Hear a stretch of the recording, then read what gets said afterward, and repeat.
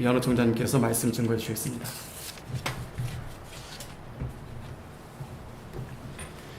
봉지야, 못 알아들으셨죠? 봉은 좋은, 지야 날입니다. 봉지야, 아침 인사, 좋은 날입니다. 다 같이 한번 해보죠. 봉지야. 이 봉지야 잊어버리지 않습니다. 왜냐하면 과자 봉지야, 사탕 봉지야, 네? 그러니까 잊어버리지 않죠. 예. 다 같이 한 번 더 하겠습니다. 봉지야. 예. 저는 지금으로부터 55년 전, 55살이 안 되는 사람은 아예 상대를 안 합니다. 55년 전 고국을 떠나서 외국 생활을 시작했습니다. 그리고 다시 선교 시작한 지 지금 35년이 넘었습니다. 그래서 사실은 제 머리는 옛날의 한국 문화, 55년 전에 한국 문화가 머리에 딱 박혀 있어요. 그리고 이 나라 저 나라의 문화가 저에게 박혀 있습니다. 그래서 조금 제가 좀 이상한 사람일 수도 있습니다. 그리고 그런 관계로 제가 가끔가다 이렇게 떠듬떠듬 할 때가 있어요. 그래서 이 충청도 사람들은 좀 말도 느리고 다 그런데 조금 떠듬거릴 때가 있으니까 좀 양해해 주시기 바랍니다. 기독교를 생명의 종교, 그리고 변화의 종교라고 합니다. 그것은 썩을 것이 썩지 아니하고 죽을 것이 죽지 아니하며 쓴물이 단물로 변하는 그런 기이한 현상이 있기 때문입니다. 그리고 그러한 기이한 일들을 우리가 직접 체험을 하기 때문에 우리는 오늘도 주님께 감사하고 찬양하고 경배를 드리는 것입니다. 애굽을 탈출한 이스라엘 백성들은 앞에는 홍해 바다가 있고 뒤에는 애굽 군대가 추격해오는 그런 절박한 상황 속에서 하나님의 구원의 손길을 통하여서 그 홍해가 갈라지는 기적을 만끽하면서 홍해 바다 속에 애굽의 군대가 수장되는 모습을 보면서 하나님의 높고 위대하심을 찬양하고 그 하나님을 찬송하던 그 이스라엘 백성들을 하나님은 드디어 광야로 이끌어 가셨습니다.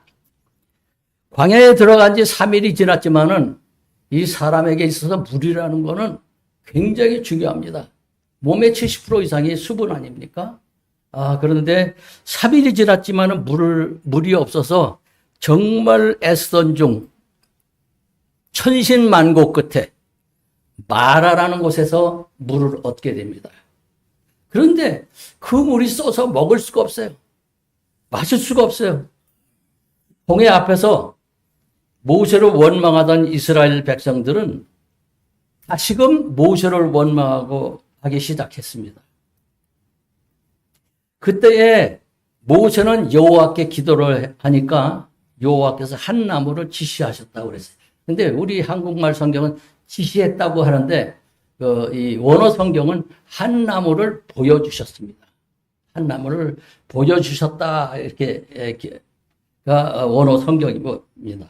모세는 이 나무를 물에 던져서 쓴물이 단물로 변하는 기이한 그 체험을 하게 됩니다. 우리의 이 어려운 삶의 여정과 아주 흡사한 이스라엘의 행적을 우리는 다시 한번 살펴보면서 하나님이 우리에게 주시는 귀한 신령한 은혜를 받기를 원합니다. 첫 번째, 하나님은 이스라엘 백성들을 광야로 인도해 가셨다고 성경은 기록하고 있습니다.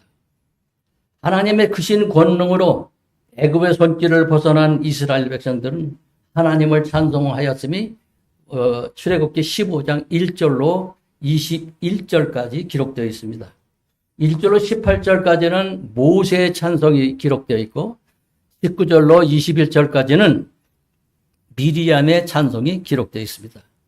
이렇게 하나님이 베푸신 구원과 그 능하신 손길, 그리고 애굽으로부터 자유를 만끽하면서 하나님을 찬송하던 이스라엘은 마침내 하나님께서 SUR, 수르라고 하는 광야로 인도에 가셨습니다.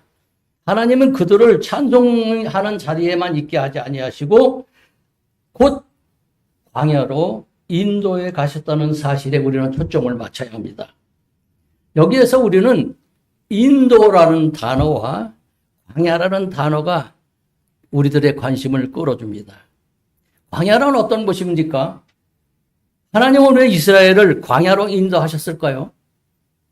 광야란 거친 곳입니다. 광야란 외로운 곳이고 쓸쓸함이 있는 곳이고 고족하고 인생의 재미라고는 찾아볼 수 없는 곳, 생활이 없는 곳, 인생이 누릴 수 있는 편리함도 없는 곳. 지금 여기 보니까 이 앞에 우리 김 목사님 아까 여기서 말이에요. 이리 자리로 옮기라고 그래요. 도대체 왜 예배 도중에 자리를 옮기라고 그러나 했더니 앞에 보니까 이 텔레비로 말이죠. 찬송가가 다 나오고 뭐 학교 모습이 나오고 다 이렇게 편리한 것이 없는 곳이 바로 광야예요. 인생에 누릴 수 있는 편리함이 없는 곳, 낮에는 40도, 50도가 오르내리는 찌는 듯한 더위가 있는 곳, 밤에는 찬바람이 쌩쌩 부는 공허한 곳, 사람들과 단절된 곳이 바로 광야인 것입니다. 신명기 8장 15절에는 광야를 이렇게 표현하고 있습니다. 광대하고 위험한 광야, 불뱀과 전갈이 있고 물 없는 건조한 땅. 이렇게 기록하고 있습니다. 이렇게 사람이 살 수 없는 곳으로 하나님은 이스라엘을 인도에 가셨다고 성경은 기록하고 있습니다. 우리는 다시 이 인도라고 하는 단어에 초점을 한번 맞춰보겠습니다. 인도라는 말은 우리 저쪽 네팔 밑에 있는 그 인도가 아니라 바로 인도라는 단어는 어떤 목적과 의도가 있다는 말입니다. 애굽에서 가나안으로 가는 길은 세 가지 길이 있는데 왕의 길, 족장의 길, 해안 통상도로 이렇게 세 가지의 길이 있습니다. 왕의 길은 요르단 동쪽 길인데 왕들이 말이죠. 이 가마 타고 말이죠. 껐덕껐덕 하면서 가던 길입니다. 족장의 길은 옛날 족장들이 산길로 이렇게 갔던 중앙산간지대를 갔던 바로 그 길이 족장의 길입니다. 해안통상도로는 이스라엘의 최남단의 도시 부엘쉐바라고 있는데 사람이 살 수 있는 최남단이 바로 부엘쉐바라고 그래요. 거기서부터 해안을 통과해서 저 다메섹까지 갈 수 있는 길이 해안통상도로예요. 이스라엘은 강원도 같이 생겼어요. 강원도 같이 조그맣습니다. 그래가지고 이렇게 고구마 같이 생겼는데 이 세 가지의 길로 가면 일주일 내지 열흘이면 바로 가나안까지 다 도착할 수 있어요. 그런데 하나님은 왜 이스라엘 백성들을 광야로 인도해 가셔서 10년 동안 헤매게 하셨을까요? 여러분, 그 40년 동안 이스라엘 백성들이 갔던 지점을 찍어보면요. 이런 얘기를 교회 강단에서 얘기하면 안 되겠지만은 꼭 이렇게 왔다 갔다 한 걸 보면요. 꼭 미친년 대가리 같아요. 이게 무슨 얘기인지 알아요? 이게 몇 사람밖에 이해를 안 되는 것 같아요. 완전히 헝클어진 머리 같다 이 얘기예요. 그래서 간대 또 가고 갔다 가고 그걸 점을 찍어봐요. 근데 신명기 8장 2절로 3절을 보면 이렇게 그 이유를 기록하고 있습니다. 내 하나님 여호와께서 이 40년 동안 너로 광야의 길을 걷게 하신 것은 그것을 기억하라. 이는 너를 낮추시고 도대체가 이스라엘 백성들이 얼마나 교만하길래 40년을 낮춰 40년간을 그러니까 39년 낮춰도 다 안 되는 거예요. 너희를 낮추시고 너를 줄이게 하시며 너를 시험하사 내 마음이 어떠한지 그 명령을 지키는지 아니 지키는지를 알려 하심이라고 기록하고 있습니다. 이스라엘이 가나안으로 갈 때 굳이 광야를 거칠 필요가 전혀 없었어요. 물론 딴 이유가 있어요. 또 다른 이유가 광야로 가야만 하는 또 다른 이유가 있었습니다. 근데 이 일주일에 갈 수 있는 길을 광야를 통해서 40년이라는 긴 세월을 통해서 가게 한 것은 그들을 낮추시고 시험하시고 어려움을 통해서 훈련하시고 연단을 하게 함으로써 하나님이 누구신지, 여기 참 중요한 말. 하나님이 누구신지 확실하게 알게 하려 함이라고 성경은 기록하고 있습니다. 우리 광야라는 단어로 다시 한번 돌아가겠습니다. 성경에서 나오는 이 광야는, 그 광야의 교훈은 무엇일까요?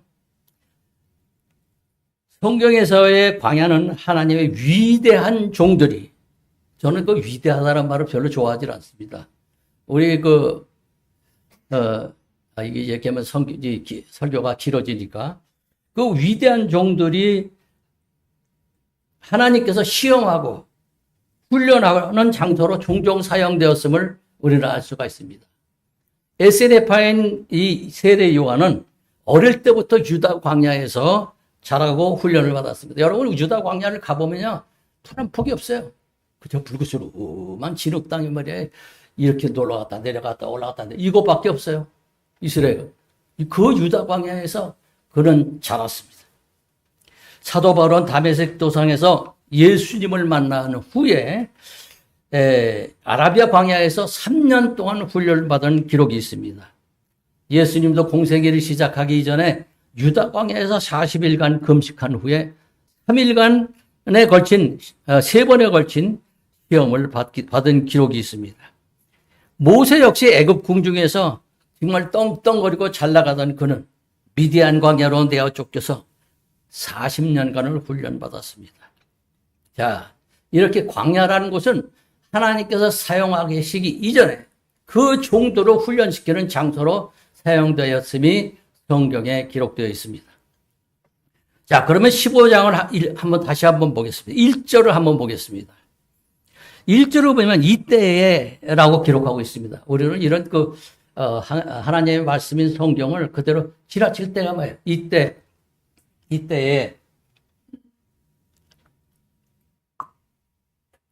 이때가 언제입니까? 바로 애굽 병정들을 수장시키고 구원의 찬송을 하던 그때에, 기쁜 일이 있을 그때에, 하나님께 감사할 때, 환호할 때, 하나님은 이스라엘 백성들을 구원의 찬송 가운데 있게만 하지 아니하시고 의도적으로 어떤 목적을 갖고 이스라엘을 광야로 인도해 가셨다는 것입니다.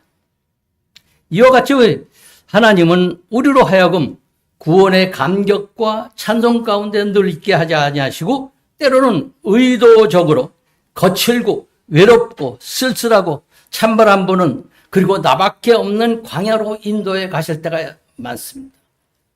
저는 목회자들한테 이런 얘기를 합니다. 목회자들은 광야 대학을 나와야 돼요. 하나님의 종이 되기 위해서는 반드시 광야 대학을 거쳐야 합니다. 그러나 우리 믿는 성도들에게 있어서 이 광야는 거칠기만 하고 외롭기만 하고 쓸쓸한 곳만은 아닙니다.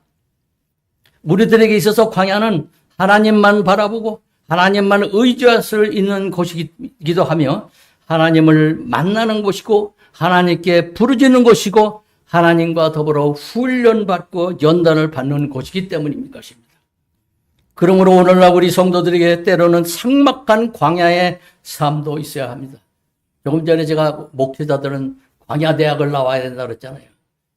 이 거칠고 삭막하고 외로운 그 광야의 삶이 우리 성도들에게도 필요하다는 것입니다. 오늘날 우리들의 주변이 너무나 복잡하고 너무 편리하기 때문에 하나님을 향한 주의력과 집중력을 빼앗겨서 경건 생활을 하기에 매우 힘든 시대가 되었습니다. 너무 편리하니까 성경 찬송을 안 가져와요. 가져올 필요가 없어요. 여기 다 있잖아요. 출애굽기 15장 22절 모세가 홍해에서. 너무 편해요. 요새는 텔레비 말이죠. 텔레비 채널 돌리러 가가지고 이렇게 손으로 돌리는 사람 한 명도 없어요. 그냥 여기서는 뭐라고 그래? 컨트롤, 리모트 컨트롤. 리모트 컨트롤로 그냥 톡톡톡톡 던지면 돼요. 앞으로 조금만 있으면요, 우리 눈썹만 움직여도 채널이 움직여질 거예요. 이렇게 편리한 시대에 됐어요. 그래서 우리의 집중력은 하나님께로 가지 못하고 이상한 데로 다 흐트러져 있어요. 그렇기 때문에 하나님께서는 의도적으로 이스라엘을 광야로 인도하신 것처럼 우리에게 의도적으로 광야의 삶을 살게 하실 때가 있다는 것입니다. 때로는 친구의 배신을 통해서, 때로는 사업의 실패를 통해서, 때로는 가정적인 어려움을 통해서, 때로는 건강을 통해서 메마른 광야의 삶을 살게 하실 때가 있다는 것입니다. 그러나 우리 성도들에게 광야는 거칠기만 하고 외롭기만 하고 쓸쓸하고 고통스러운 곳만은 아닙니다. 그러므로 우리는 이러한 광야를 만날 때 우리는 좋으신 하나님께서 우리를 사랑하셔서 의도적으로 목적을 갖고 이런 광야를 맛보게 하신다는 사실을 알고 이 광야의 삶을 통해서 우리를 더욱 겸손케 하시고 시험하시고 훈련시키시는 하나님께 감사해야 할 것입니다. 두 번째, 하나님은 이스라엘에게 마라의 쓴물을 마시게 하셨습니다. 고센 땅에서 고센 땅은 아주 기름진 곳이에요. 그래서 고센의 기름진 땅에서 살던 이스라엘 백성에게 광야는 정말 생소한 것입니다. 민수기 33장 8절을 보면 쑥 광야를 에담 광야라고도 하고 그 광야는 홍해의 오른쪽 동편에 있습니다. 그곳은 옛날이나 지금이나 물이 없는 곳으로 아주 유명하고 또 물이 혹시 있더라도 그 물 속에 소다 성분이 많아서 마시기만 하면 써서 마실 수가 없습니다. 그곳은 바로 에서가 살던 곳이에요. 그래서 거기는 구리 광산이 많아서 지금도 먼 곳에서 이렇게 바라보기만 해도 붉으스름한 구리 색깔이 이렇게 보여요, 실제로. 그래서 이 지형을 이스라엘 사람들은 마라, 쓰다 이런 표현을 이렇게 불렀습니다. 엎친 데 덮친 격이라는 말이 있습니다. 아니 광야에서 물도 없는 광야에서 어떻게 천신만 것 그때 물 한 번 얻었는데 써서 못 먹는 거예요. 엎친 데 덮쳤습니다. 하나님은 사랑하는 이스라엘 백성의 광야의 삶을 맛보게 하실 뿐만 아니라 마라의 쓴물을 마시는 경험도 하게 하신 것입니다. 이와 같이 우리 하나님은 사랑하는 그의 백성들에게 광야 같은 삶 속에서 쓴물을 마시는 마라의 경험을 하게 하실 때도 있다는 것입니다. 때로는 물질적인 쓴물, 때로는 정신적인 쓴물, 가정적으로 사회적, 교회적인 쓴물, 영적인 쓴물, 육체의 질고의 쓴물을 마시게 하는 경우가 있다는 것입니다. 쓴물을 마시게 되면 속이 상하고 분통이 터지고 우라가 침입니다. 저는 뉴욕에 한 11년을 살았는데 그 뉴욕에 사는 동안에 어느 집사님 댁에를 지게 신방을 갔어요. 그래서 저는 커피를 마시는데 아까 커피를 참 좋아하는데 커피는 딴 거는 음식은 달게 안 먹어도 커피는 달게 마셔. 그래서 2스푼을 항상 집어넣습니다. 근데 이 집사님이 또 그걸 어떻게 알았는지 커피에다 설탕 2숟갈을 딱 집어넣어가지고 참 젖어가지고 그냥 다 녹게 만들어서 갖다 주는 거예요. 한 모금 딱 마시는데 이게 뭐야? 거기다 소금 2스푼을 넣은 거예요. 얼마나 쓴지 말이에요. 이야. 이 쓴 물을 마시고 이스라엘 백성들이 원망하고 불평한 건 무리가 아니에요. 누구든지 다 그렇게 됩니다. 그러나 이스라엘 백성들은 쓴 물을 마셨을 때 모세를 원망하고 하나님을 불평했다는 사실입니다. 바로 3일 전에 구원의 찬양으로 가득 찼던 바로 그들의 입술에 이제는 원망과 불평으로 가득 차 있었다는 것입니다. 원망과 불평은 불신앙의 소산입니다. 이스라엘은 왜 3일 전에 바로 3일 전을 기억하지 못하고 원망하고 불평했을까요? 본문 24절을 보면은 백성이 모세에게 대하여 원망하여 가로되 우리가 무엇을 마실까 하며, 바로 무엇을 마실까 하는 것이 원망의 이유였어요. 그런데 마태복음 6장은 이렇게 우리에게 가르치고 있습니다. 그러므로 염려하여 이르기를 무엇을 먹을까, 무엇을 마실까, 무엇을 입을까 하지 말라. 이는 다 이방인들이 구하는 것이라.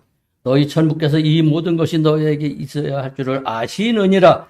너희는 먼저 그의 나라와 그의 의를 구하라. 그리하면 이 모든 것을 너희에게 더하시리라. 무엇을 먹을까, 무엇을 마실까, 무엇을 입을까 하는 것은 바로 이방인이 구하는 것이며 불신자들의 염려라고 성경은 우리에게 가르치고 있습니다. 신앙인들의 문제는 우리들은 그의 나라와 그의 의를 먼저 구하는 것이에요. 그런데 구원의 하나님을 찬양하던 이 이스라엘 백성들이 무엇을 마실까? 아이, 그것도 뭐 세 가지가 다 부합된 것도 아니야. 무엇을 마실까? 하는 이유로 모세를 원망하기 시작하였으니 그들의 신앙의 초점은 하늘에 있지 아니하고 땅에 있다는 그 이야기입니다. 삶에 있어서 의식주는 정말 중요합니다. 그래서 인생살이는 의식주 문제 때문에 살아가는 것처럼 보입니다.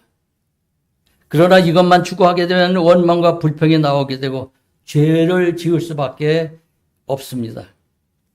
우리 신앙의 눈이 먹을 것, 땅의 것에만 집중하게 되면 우리는 자연히 원망을 하게 되고 불평하게 됩니다. 죄의 시작이 어디서부터 시작이 됐습니까? 죄의 시작은 바로 선악과를 먹는 데서부터 나오지 않았습니까? 비록 먹을 것이, 마실 것이, 입을 것이 부족할지라도 우리들의 신앙의 시각은 하늘을 향하고 하늘을 바라보아야 하며 하나님께 있어야 합니다. 저는 한 40여 년 전에 그 브라질에 이제 선교를 하게 뉴욕에 살다가 청문회 푸른 꿈을 안고 선교하러 브라질을 갔어요. 그런데 자비령 선교를 하겠다고 어디 후원할 교회가 하나도 없이 갔어요. 근데 딱 도착하니까 기다리고 있는 것은 광야예요.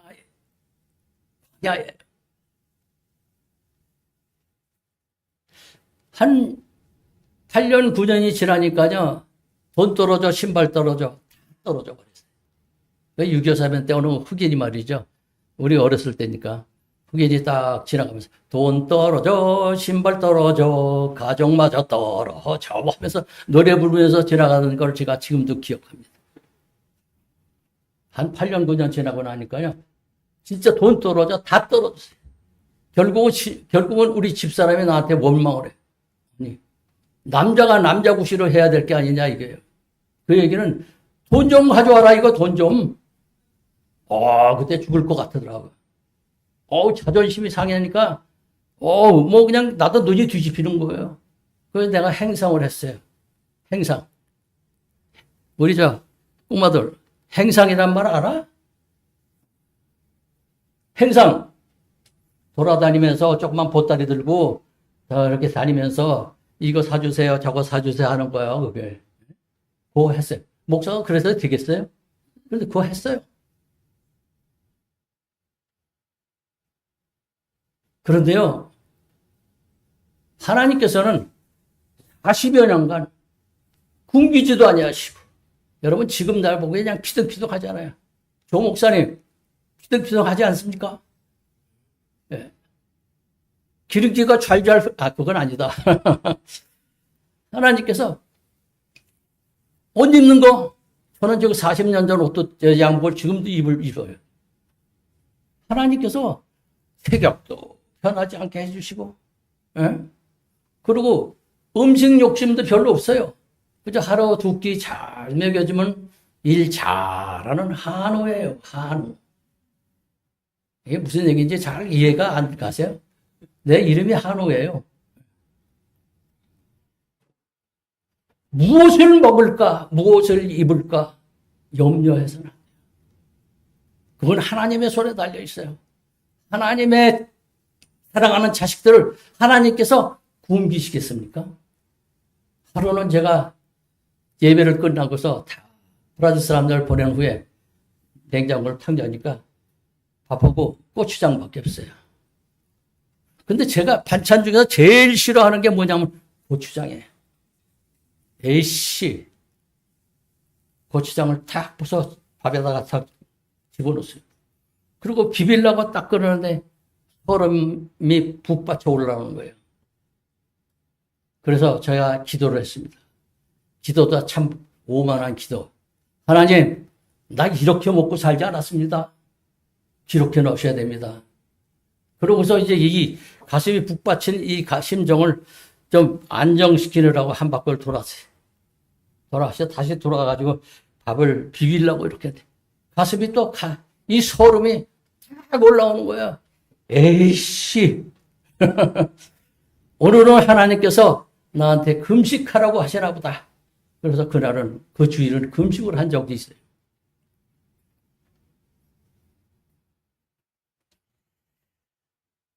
예수 그리스도를 이 땅에 보내셔서 우리를 죄에서 건져내시고 하나님의 백성으로 삼으시고 영원한 가나안으로 이끄실 것을 알면서 우리가 무엇을 먹을까? 무엇을 마실까? 무엇을 입을까? 어떤 차를 살까? 어떤 집을 살까? 우리의 시선이 하늘을 바라보지 못하고 땅의 것에만 집중하게 되면은 결국은 원망, 불평 이런 것밖에 나올 게 없다는 것입니다. 우리 주님은 오늘 세상을 사랑하지 말고 위의 것을 바라보라고 말씀하고 계십니다.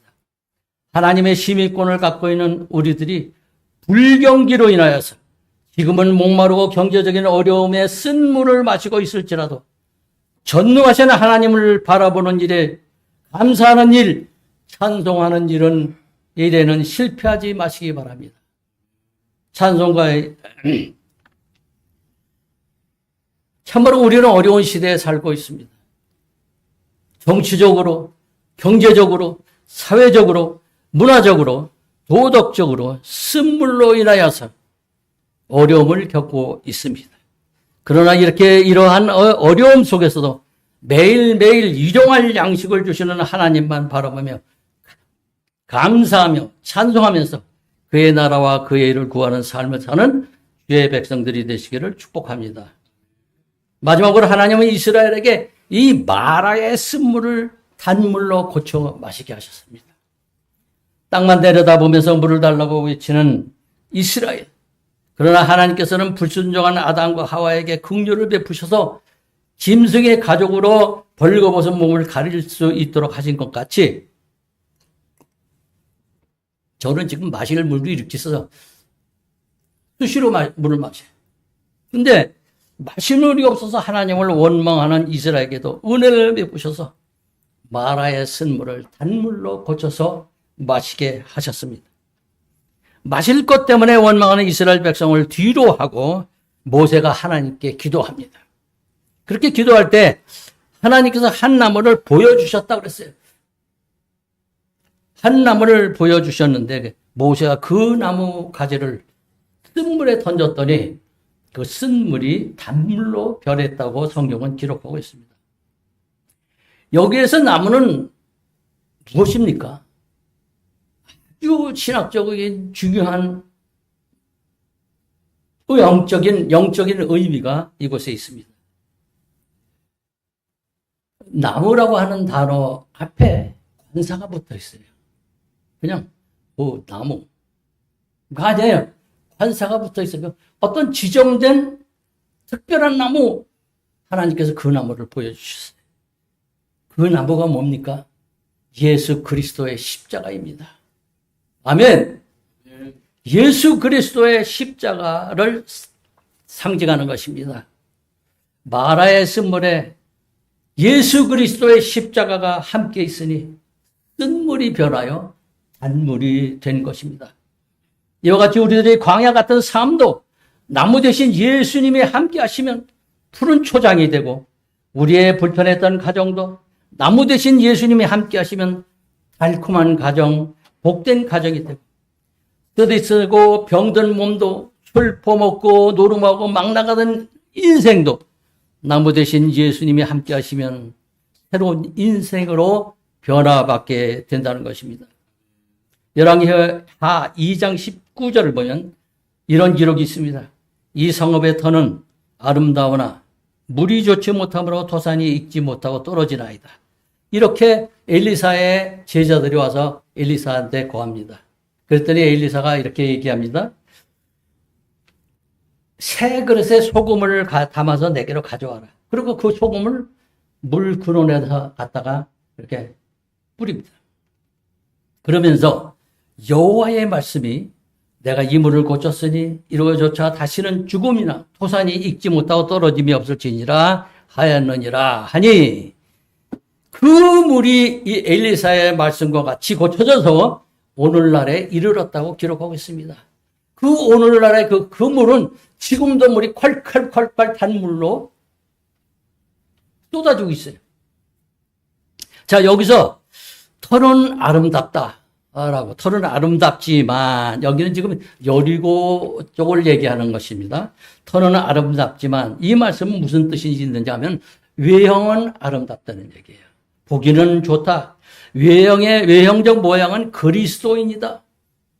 그런데 물이 좋지 못하여 열매를 맺지 못한다고 하는 것은 내적인 생명력이 없다.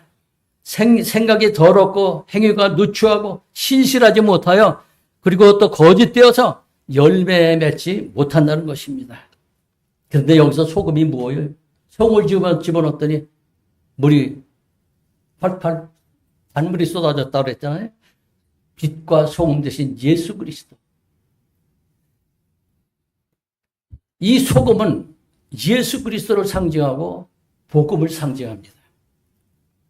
아무리 우리의 생각이 더럽고 행위가 누추하고 신실치 못하고 거짓되고 열매 맺지 못할지라도 소금 대신 예수 그리스도가 우리의 마음 속에, 우리의 생활 속에, 우리의 인생 속에, 우리의 삶과 사업 속에, 우리의 가정에 들어오시기만 하면 더러운 것이 변하여 깨끗하게 되고, 누추한 것, 신실치 못한 것이 변하여 고상하고 신실하게 열매 맺게 된다는 것입니다. 왜 교회 안에서는 그리스도이면서 밖으로 나가면 그리스도인이 안 됩니까? 그것은 우리 마음속에 나무 대신 예수 그리스도, 소금 대신 예수 그리스도를 모시지 못하였기 때문입니다. 왜 하나님의 자녀들이 안 믿는 사람들의 비난의 대상이 됩니까? 우리의 마음속에 나무 대신 예수 그리스도를 모시지 않았기 때문입니다. 참 기독교는 변화의 종교입니다. 그러므로 참 기독교인은 그 속에서 변화가 있어야 됩니다. 예수님은 가나안 혼인잔치에서 물이 변해 포도주가 되게 하셨습니다.